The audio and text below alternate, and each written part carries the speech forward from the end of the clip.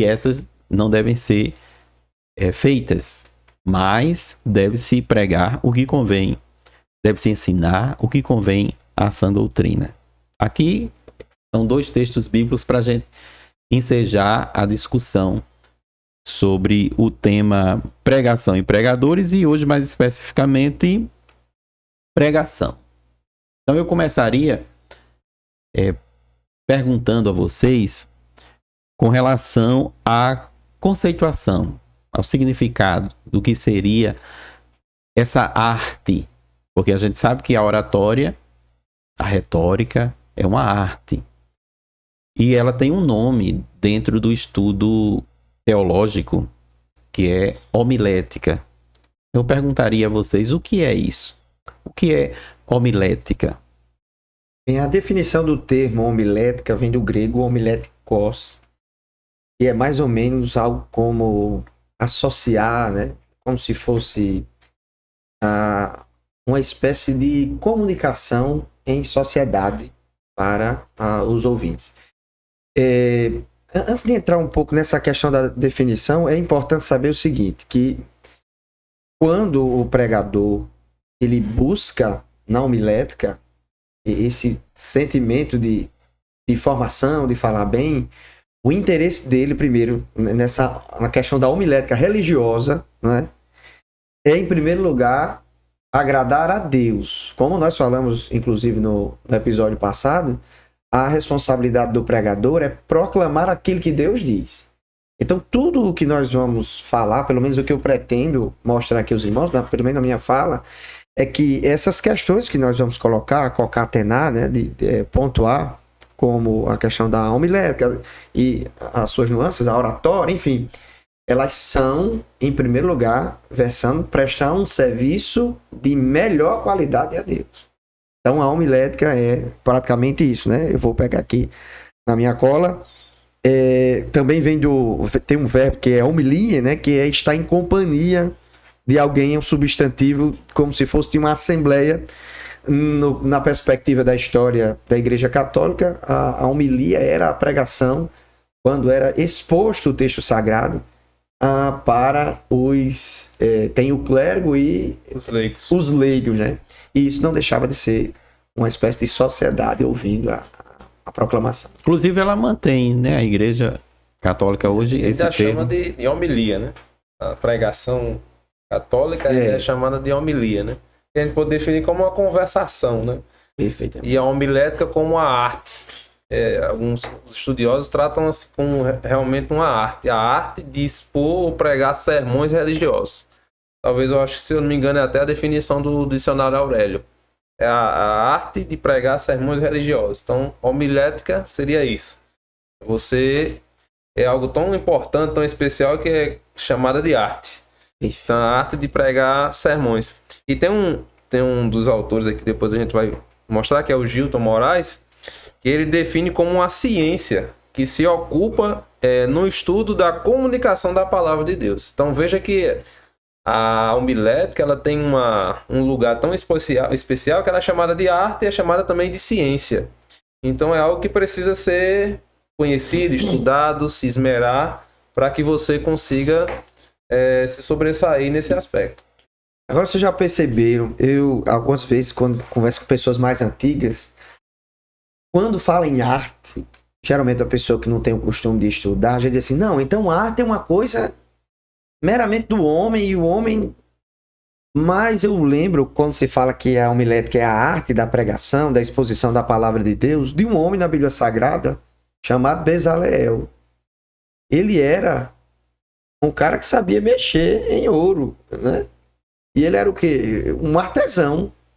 E o Espírito Santo veio na vida de Bezaleel e fez com que ele fosse dotado daquela arte de trabalhar, acho que, não vou dizer escultura, né? Mas de todos aqueles objetos, aqueles utensílios, para fazer conforme Moisés tinha dito a ele. O Espírito Santo usou a arte de um homem que era versado em mexer em ouro. Talvez ele não fosse antes, ou talvez a ele técnica profissional, você está falando. Perfeitamente, eu acho que seria melhor. e foi dotado do Espírito Santo. Porque conduziu a arte dele, profissional, para um trabalho religioso. Para a glória de Deus. Que era para a glória de Deus. Que era era a serviço da causa, vamos dizer assim, da religião em que ele pertencia. Isso. Falando em termos mesmo sagrados, né? Sem entrar aqui no mérito da questão da verdade. Mas quando você diz o Espírito Santo capacitou para aquela função ali, ele já tinha a técnica. E agora foi direcionado. E é claro que ele fez... A técnica dele não era para o sagrado, mas ele foi capacitado a partir da sua técnica para o sagrado. E o Espírito Santo usou aquele homem. Por que eu digo isso? Porque quando o Vitor, a gente estava até conversando sobre isso, fala a respeito de arte, geralmente um irmão que está na igreja, que não tem costume de ouvir muito isso, ele diz, não, isso é uma coisa superficial e o Espírito Santo não precisa disso. Você não precisa usar de artifícios. É uma perspectiva até equivocada em relação ao uso das nossas faculdades intelectuais, das nossas nossa desenvoltura para... Eu podia responder a uma crítica dessa dizendo assim, Deus não precisa de lâmpada, de energia, de água, né, de luz, de banco, de som, de prédio, de templo. Deus não precisa de nada, mas você tem essas coisas, que são coisas que foram produzidas por uma técnica. Eu diria que são elementos são coisas que potencializam os elementos do culto. O som, os instrumentos musicais, eles contribuem para que os elementos, por exemplo, do culto fiquem aperfeiçoados, melhores. Então a homilética é uma ferramenta de aperfeiçoamento da pregação da palavra de Deus. Então, você não gostaria de ouvir num culto todos os louvores do culto, toda a parte musical do culto, você não gostaria que fosse realizado por uma pessoa desentoada. Muito bom, é isso. Então, a pregação também não deve ser feita por uma pessoa que não tem o esmero da técnica da oratória. Exatamente. Me faz lembrar um texto de Paulo a Timóteo também, Segunda Epístola, capítulo 2, versículo 15, onde Paulo diz: procura apresentar-te a Deus aprovado, como obreiro que não tem de que se envergonhar e que maneja bem a palavra da verdade. E esse termo manejar bem, Paulo usa em uma citação ao seu próprio trabalho de fazer tendas. Então é como cortar corretamente a pele dos animais para fazer a tenda certa.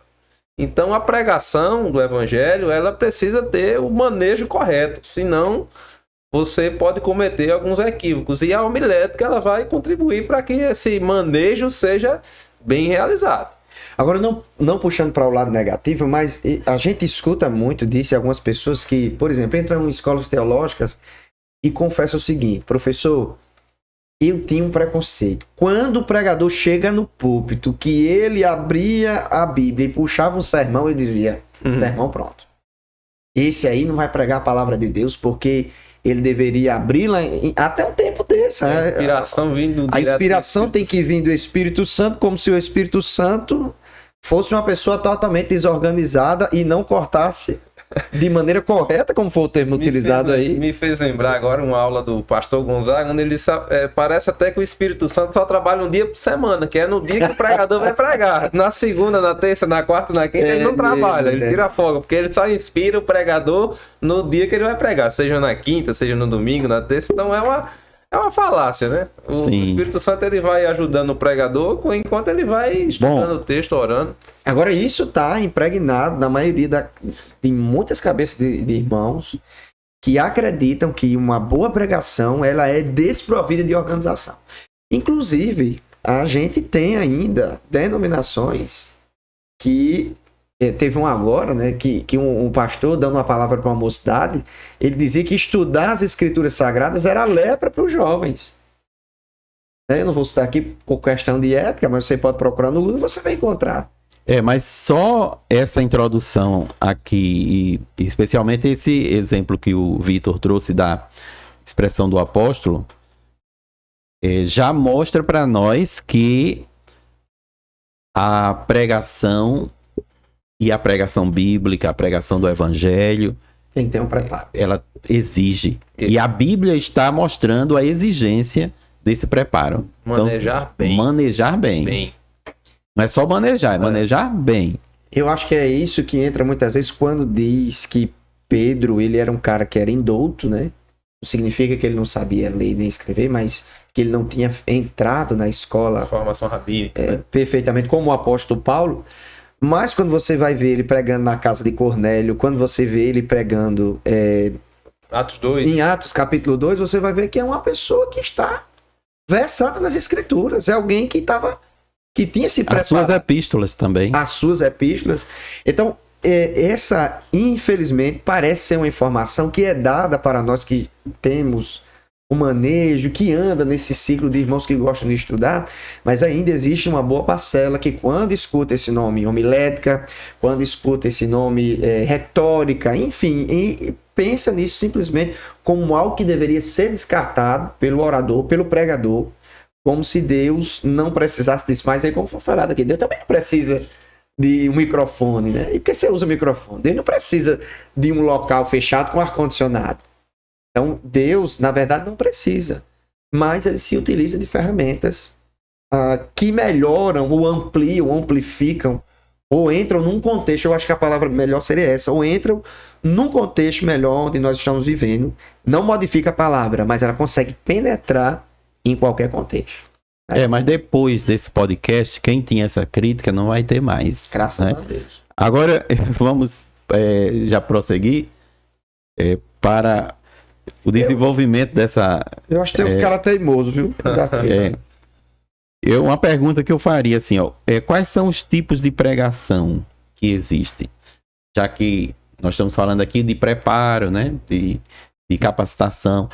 Quais os tipos de pregação que existem? Existe mais de um tipo de pregação? Existem estilos diferentes de pregação? Falamos em termos de sermões, né? Tipos de sermões, pregações. Basicamente, nós temos dois grupos, né? Que é a pregação temática, que talvez seja no nosso arraial assembleano a pregação que seja mais comum. Mais usada, O pregador né? pentecostal geralmente gosta muito da pregação temática, que é aquela que você você desenvolve um tema e a partir do tema você vai encontrar os tópicos da mensagem. E aí você vai passear de Gênesis a Apocalipse procurando tópicos que encaixem com aquele tema que você escolheu. E o segundo grupo seria o grupo da mensagem expositiva. Antigamente, até alguns autores dividiam a questão de textual e expositiva, mas hoje já se... Tem alguns que já não já não junta querem, mais, né? Porque alguns dizem, não, a pregação textual ela é mais um texto mais curto, a expositiva é um texto mais longo. Mas textual você usa os tópicos do próprio texto. Não pode sair do texto, mas hoje... Mas a gente pode dizer que então que a pregação textual é uma pregação expositiva em miniatura. Exatamente. E a pregação temática. Então Cláudio, são dois grupos. Esse homem é uma fábrica de ideias, viu? E a temática. A expositiva, a gente falou do contexto até católico romano, né? Mas é muito comum também no contexto reformado. Sim. Embora na Assembleia de Deus hoje já temos pregadores que tenham já uma frequência maior de pregações positivas.